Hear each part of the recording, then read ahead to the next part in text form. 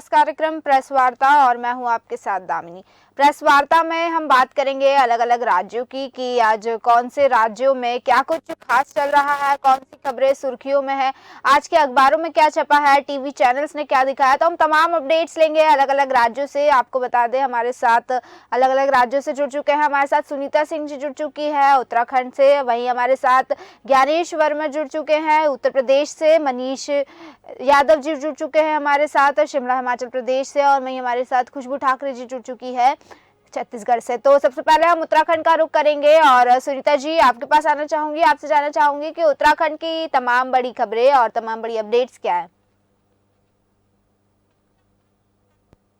कहते हैं मौसम जो उत्तराखंड में है, बारिश ना होने की वजह से जो पहाड़ है, जी पहाड़ से जो मैदान तक जो इलाके हैं वो सूखे इलाकों की वजह से जो सूखी ठंड है वो जो लोगों को बहुत ज्यादा परेशान कर रही है। उधर जो विभाग है उनका कहना भी है कि जो अगले कुछ समय तक जो मौसम है वो इसी तरह का रहने वाला है, क्योंकि सूखी ठंड पड़ रही है और बारिश ना होने के कारण लगातार जो ठंड है वो काफी बढ़ती जा रही है।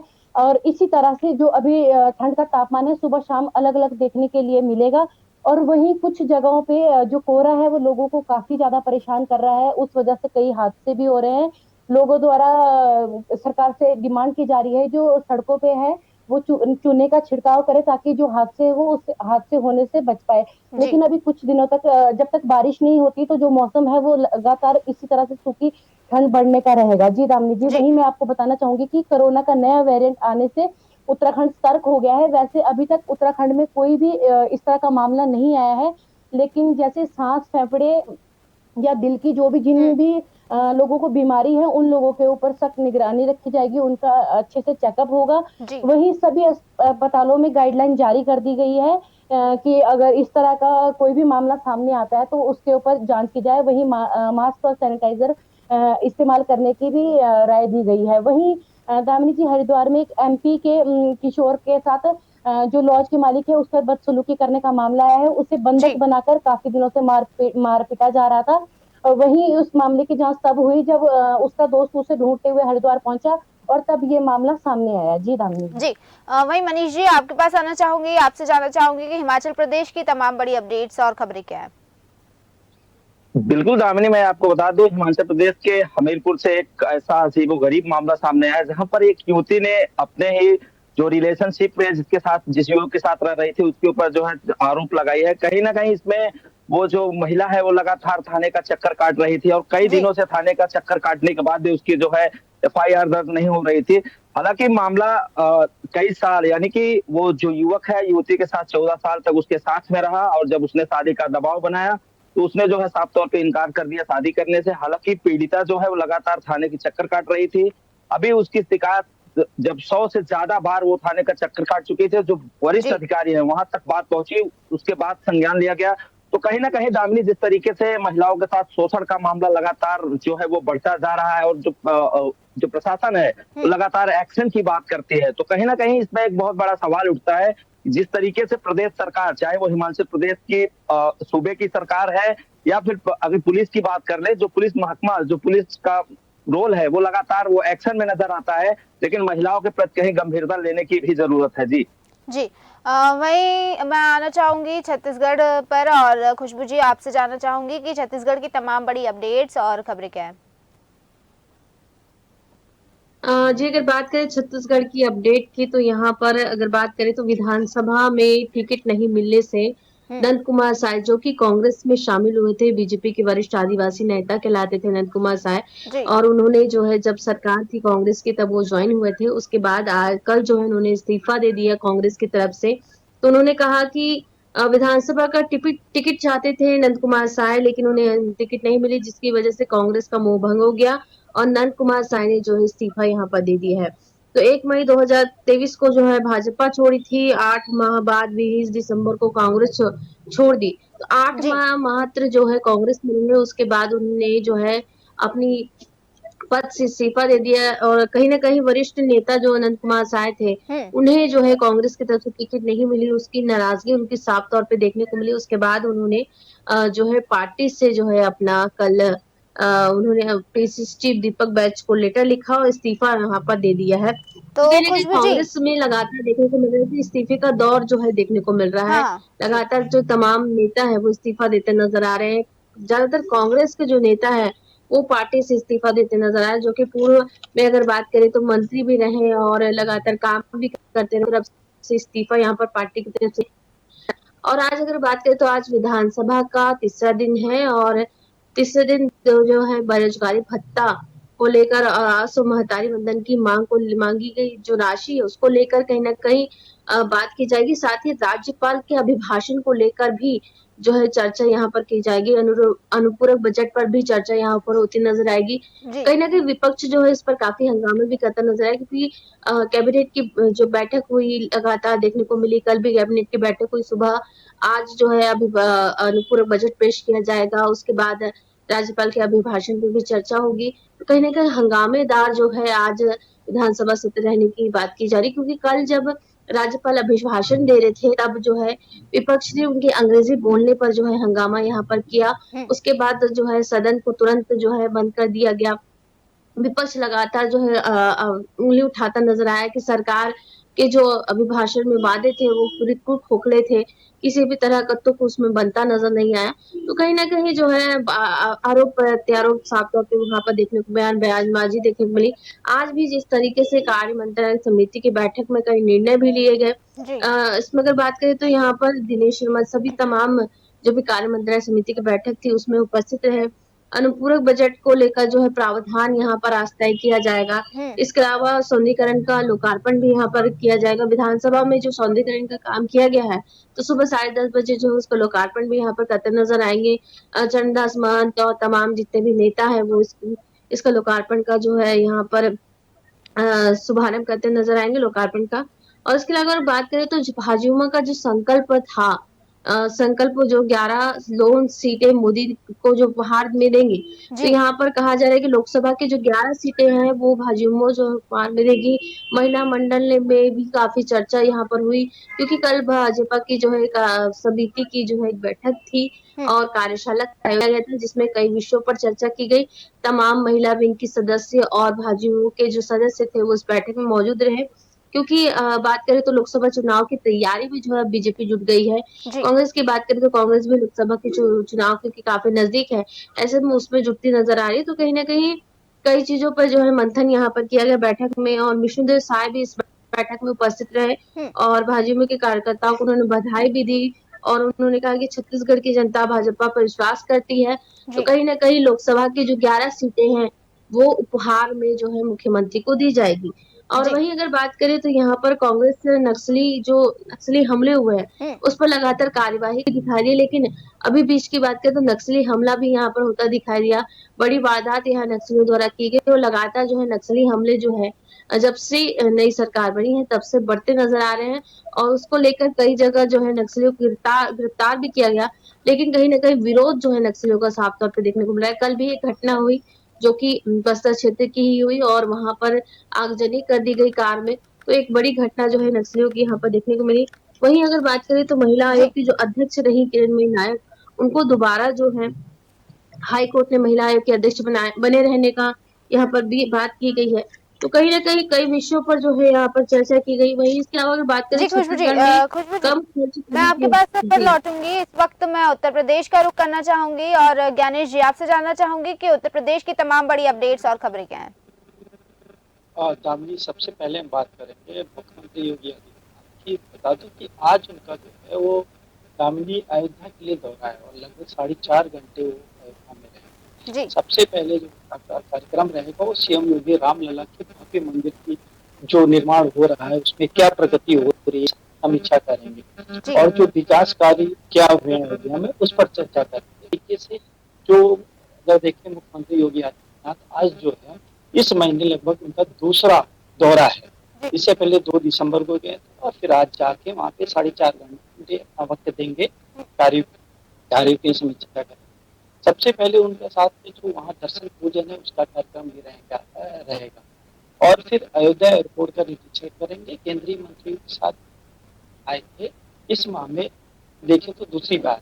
इस तरीके से मुख्यमंत्री जो है लगभग 11 बजे रामकथा हेलीपैड से पहुंचेंगे जहाँ पे सबसे पहले वो हनुमानगढ़ी और श्री राम जन्मभूमि परिषद में रामलला के दर्शन करेंगे। इसके बाद वो यहाँ से लगभग राम मंदिर निर्माण और अन्य विकास कार्यों का जो लोकल है वहाँ पे निरीक्षण करेंगे। तो इस उसके बाद में सीएम योगी जो है सर्किट हाउस में नाश्ता पानी होगा और फिर लगभग 1:30 बजे जो है फिर वो विकास कार्यों को लेकर, कानून व्यवस्था को लेकर उसकी समीक्षा करेंगे। क्योंकि मैं बता दूं कि ये जो राम मंदिर है इस पर लगातार चाहे एयरपोर्ट पर हो और चाहे वहाँ मार्गों को लेकर हो, चाहे मंदिर के निर्माण को लेकर हो, शासन प्रशासन साथ ही मुख्यमंत्री लगातार उस पर नजर बनाए हुए हैं। क्योंकि 22 तारीख को जो है वो लगभग 12:20 पर उसका मुहूर्त निकला हुआ है, ताकि रामलला में जो प्राण प्रतिष्ठा होगी वो 12:20 पर की जाएगी। तो इसको लेकर कहीं न कहीं मुख्यमंत्री जी कोई गलतियां नहीं होनी चाहते, करने देना चाहते हैं शासन प्रशासन कानून व्यवस्था को लेकर। तो इस तरीके अगर हम देखें तो कहीं न कहीं 12:20 पर तय किया गया है। अभिजीत मुहूर्त का यह कार्यक्रम होगा। इसके लिए अयोध्या में तेजी से जो निर्माण कार्यों को पूरे किए जा रहे हैं, साथ ही साथ जो उद्घाटन समारोह की जोर शोर से तैयारियां पूरी जोरों पर। बता दो कि मुख्यमंत्री ये जो है योगी आदित्यनाथ जो योगी आदित्यनाथ ने भारत के प्रधानमंत्री मोदी जी को भी निमंत्रण भेजा है। उनके भी आने की पूरी संभावना है। तो इस पर जो है पूरी तरीके से ये लोग काम कर रहे हैं कि कहीं कोई ऐसा राम मंदिर का मुद्दा है कि कोई गड़बड़ नहीं होनी चाहिए। और लगातार बता दूं तो इस पर अगर हम देखें तो अयोध्या में सबसे पहले जो अगर हम बात करें कि बाहर से जो हमारे दर्शन के लिए लोग आएंगे, चाहे वो तमिल से हो चाहे तेलुगु से हैं, उसके लिए निर्देश की पट्टिकाएं लगाई गई हैं। तो मंदिरों में दर्शन पूजन के मार्गों पर जो है वो सारी व्यवस्था की जा रही है कि अयोध्या में मंदिर दर्शन पूजन के लिए मार्गों पर जो निर्देश पट्टिका लगाई जाएगी वो देश से विभिन्न भागों में अयोध्या के आने वाले श्रद्धालुओं को पूरी सहूलियत अलग अलग भाषाओं में पट्टिकाएं लगाई जाएंगी। इसमें चाहे दक्षिण की तमिल हो, तेलुगु हो, जैसे बड़े पैमाने पर बोली जाने वाली भाषाओं को भी पट्टिकाओं से दर्शाया जाएगा, ताकि जो वहाँ पे आए उन भाषाओं को पढ़ने के बाद उनको कहीं व्यवस्था न लगे और वो अपने मार्ग पर आसानी से जा सके। तो इसको लेकर प्रमुख मंदिरों की तरफ जो जाने वाले मार्ग है उन पर भी दर्शाया गया है। तो ऐसे जिस मार्ग में पैदल यात्री जा सके उन मार्गों को वो वाहनों से रोका जाएगा। जैसे कि क्या होता है जब पैदल जाने वाले यात्रियों में ई रिक्शा हो या गाड़ियां जाती है तो उनको अव्यवस्था होती है। तो उसको लेकर के बता दूं जो एडीजी हैं पीयूष मोडिया, उन्होंने अयोध्या पहुंचे तो उन्होंने मीडिया से बात करते हुए बताया है कि हम इसकी जो मार्ग है सीधे मार्ग मंदिरों तक जाते हैं उसमें कहीं कोई रास्ता बाधित ना हो, आवागमन बाधित ना हो। इस वजह से उसको लेकर पूरी तरीके से शासन प्रशासन को और फिर पुलिस विभाग को सचेत किया जा रहा है कि श्रद्धालुओं को कहीं कोई आने में अव्यवस्था नहीं होनी चाहिए। तो इसको लेकर पूरी तरीके से प्लान किया जा रहा है, क्योंकि 22 तारीख एक ऐसा दिन वो बना रहे कि लोग सालों तक ना भूले। 22 जनवरी को राम मंदिर को मुद्दे पर वो भव्य जो है उसका उद्घाटन करना चाहते हैं कि हर एक व्यक्ति इसको विशेष रूप से सालों तक याद रखे। तो इसको लेकर पूरी तरीके से तैयारियां की जानी चाहिए। वहीं मैं बता दूं कि अब उत्तर प्रदेश में भ्रष्टाचार पर जैसा हमने कल भी आपको बताया, लेकिन लगातार चाहे वो बांदा हो, चाहे बारांकी हो, चाहे सीतापुर हो, लगातार जो अफसर हो एंटी करप्शन की टीम कहीं न कहीं इसमें सक्रिय है। और बता दूं कि अभी बांदा में एआरएम को रोडवेज एआरएम है जो बांदा में कार्यरत है, उनको रंगे हाथों रिश्वत लेते गिरफ्तार किया गया। 11,000 रुपए की रिश्वत उन्होंने ली थी। तो इस तरीके से अब उनको जो है टीम ने गिरफ्तार करके थाने ले गई और वहाँ पूछताछ की जा रही है। इसी तरीके से और भी हम देखें तो जैसे कि अभी हम आपको बताएंगे आगरा में लगभग 10 लाख रुपए तहसील की कार में बरामद हुए। उन्होंने 10 लाख रुपए की डिमांड की थी, जो लेखपाल चौधरी भीमसेन पर रिश्वत की रकम लेने का आरोप है, बड़ा आरोप लगा हुआ है। इसके लिए एसडीएम साहब ने जांच के आरोप भी दिए, आदेश दिए हैं। तो पूरे मामले की जब शासन प्रशासन कह रहा है आगरा का कि मैं इस पे जांच कराऊंगा, और तो इस तरीके से फिर वहाँ के जो तहसीलदार थे उनको बाहर के संयुक्त थाने भेजा गया और सीसीटीवी में सर्विलांस पे गाड़ी खड़ी होगी। सुबह फॉरेंसिक टीम आज पहुंचेगी और इस प्रकार जांच करेगी, तो उसके बाद निकल कर आएगा। तो हम ये बताएंगे कि यूपी में योगी सरकार लगातार नजर बनाए हुए, लेकिन कहीं न कहीं जो नीचे वाले कर्मचारी हों, चाहे वो बाबू हों चाहे लेखपाल हों, वो कहीं कोई नहीं ऐसा कार्यवाही छोड़ते हैं ही पैसा लेने में। चाहे गरीब आदमी हो, व्यक्ति हो, उसको कहीं न कहीं हर कार्य में बाधा डालने वो सुविधा शुल्क चाहिए होता है। तो इस तरीके से देख रहे हैं, चाहे बांदा हो, चाहे आगरा हो, चाहे बारामती हो, इसमें लगातार भ्रष्टाचार। तो बड़ी बात ये है कि दामिनी कहीं न कहीं इस पर अगर जब तक पूरी तरीके से योगी आदित्यनाथ का हंटर नहीं जलेगा, तब तक ये भ्रष्टाचार नहीं खत्म हो सकता है। ये बड़ा सवाल उठता है, आखिर यूपी कब इस पर लगाम लगा पाएगा, यूपी सरकार। वहीं उत्तराखंड का रुख करते हैं। सुनीता जी, आपके पास आना चाहूंगी। उत्तराखंड की और तमाम बड़ी अपडेट्स और तमाम खबरें क्या है जो हमारे दर्शकों को आप बताना चाहेंगे? चाहूंगी कि उत्तराखंड में पर्यटक को बढ़ावा देने के लिए कुछ समय मतलब हरिद्वार में कुछ समय पहले ही अभी इसी मंथ वहां पे जायरोक्राफ्टर की यात्रा शुरू की गई थी ताकि पर्यटक को बढ़ावा मिल सके। लेकिन यात्रा और संकट की वजह से जो है वो निर्माण कार्य रोका गया है और जायरोक्राफ्टर की जो यात्रा है अभी उसे रोक दिया गया है। उसके पर आगे कार्रवाई होगी, उसके बाद ही वो यात्रा को दोबारा शुरू किया जाएगा। वहीं दामिनी जी, मैं बताना चाहूंगी कि उत्तराखंड में आए दिन चोरी के नए नए मामले आ रहे हैं और बड़े बड़े मामले आ रहे हैं। वहीं एक मामला काशीपुर का आया हुआ, चोरों ने बहुत बड़ी घटना को अंजाम दिया है। एटीएम को ही उखाड़ कर वो ले गए हैं और वहां से लाखों की उन्होंने चोरी की है। और जो उन्होंने उससे पहले राजस्थान और हरियाणा में भी इस तरह की घटना को अंजाम दिया है। और ये जो पूरी घटना थी ये सीसीटीवी कैमरे में कैद होगी और उनकी गिरफ्तारी की जा रही है, उन्हें ढूंढा जा रहा है। हर जगह पे उनका अलर्ट कर दिया गया है। वहीं दामिनी जी, 15 फरवरी तक जो निवेशक सम्मेलन था तो उसके जो भी प्रस्ताव है उनकी ग्राउंडिंग हो जानी चाहिए। सीएम धामी ने आदेश दिए हैं और निर्देश भी दिए गए हैं कि जो भी कार्य हैं वो 15 फरवरी तक कंप्लीट हो जाने चाहिए। जी दामिनी जी, वहीं उत्तराखंड में कूड़ा फेंकने वालों के ऊपर निगरानी रखी जाएगी। उत्तराखंड में जो उत्तराखंड है उसको कूड़ा मुक्त बनाया जाएगा और वहीं कूड़ा फेंकने वालों के ऊपर सीसीटीवी कैमरे की निगरानी तो रहेगी ही रहेगी। लेकिन जो भी व्यक्ति अगर कूड़ा फेंकने वाले की वीडियो बना लेता तो उसे साथ में इनाम भी दिया जाएगा। इन सब चीजों का कारण यही है कि जो उत्तराखंड है उसे कूड़ा मुक्त बनाया जाए और एक स्वच्छ उत्तराखंड बनाया जाए।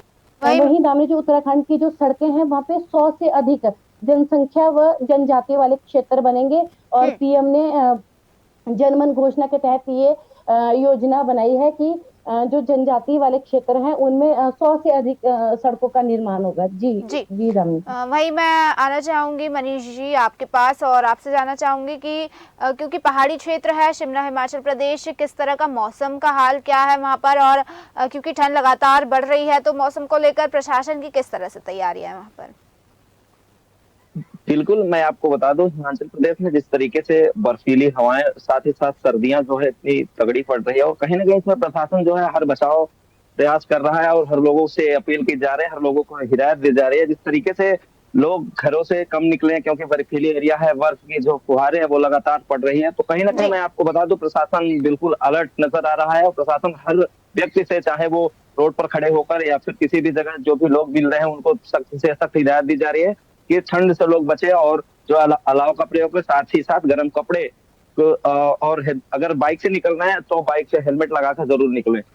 मैं आपको एक बात और बता दूं, जिस तरीके से हिमाचल प्रदेश में अगर पर्यटन की बात कर लें तो एक मणिकर्क है जहां पर आप देखिएगा जिस तरीके से ऐतिहासिक और पर्यटन के लिए मशहूर है ये मणिकर्क। और सबसे बड़ी बात है यहाँ पर भगवान शिव और गुरु नानक जी से मिलता हुआ ये मणिकर्क है, जहाँ पर मणिकर्क में आज तक कभी आपने देखा होगा कि ये हिमाचल का सबसे बड़ा और सबसे अहम और खूबसूरत शहर है, जिस तरीके से धार्मिक मान्यताओं की वजह से काफी फेमस भी रहा है। सबसे बड़ी बात यह है कि गुरुद्वारा यहाँ का मुख्य आकर्षण केंद्र है और यहाँ पे लोग जो तमाम पर्यटक आते हैं वो लगातार इनकी निगाहें वहां पर जमी रहती है। और साथ ही साथ यहाँ गर्म पानी के झरने भी मिलते हैं आपको। अगर इस घाट पर आएंगे, गुरुद्वारे में आएंगे तो यहाँ आपको गर्म पानी के झरने और भाप से स्नान करना बहुत बेहद अहम माना जाता है और लोग पसंद भी खूब करते हैं, क्योंकि जिस तरीके से पर्यटन जो लोग आते हैं यहाँ पे इस झरने का और यहाँ के गर्म पानी का बिल्कुल आनंद लुत्फ उठाते हैं। और ये साथ ही साथ ये अपने आप में एक बहुत बड़ी वो है जिस तरीके से सारे पर्यटन चाहे वो देश से आए या विदेश से आए, लोग काफी ये अहम भूमिका भी दिखाते हैं यहाँ पे। जिस तरीके से आप एक चीज और ये भी कह सकते हैं कि ये जो घाट है, ये जो गुरुद्वारा है, गर्म पानी और जो हवाओं के लिए ये बहुत बड़ा फेमस है। जी जी। बहुत बहुत शुक्रिया आप सभी का हमारे साथ इस चर्चा में जुड़ने के लिए और हमें तमाम जानकारी देने के लिए। तो जिस तरह से आपने देखा, हमने उत्तर प्रदेश, उत्तराखंड, हिमाचल प्रदेश और छत्तीसगढ़, इन चारों राज्यों की तमाम अपडेट्स ली। चारों राज्यों में क्या कुछ खास चल रहा है ये सब जाना, और हम ऐसे ही फिर लौटेंगे तमाम राज्यों की अलग अलग अपडेट्स लेकर। तब तक बने रहिए हमारे साथ और देखते रहिए देश न्यूज़। नमस्कार।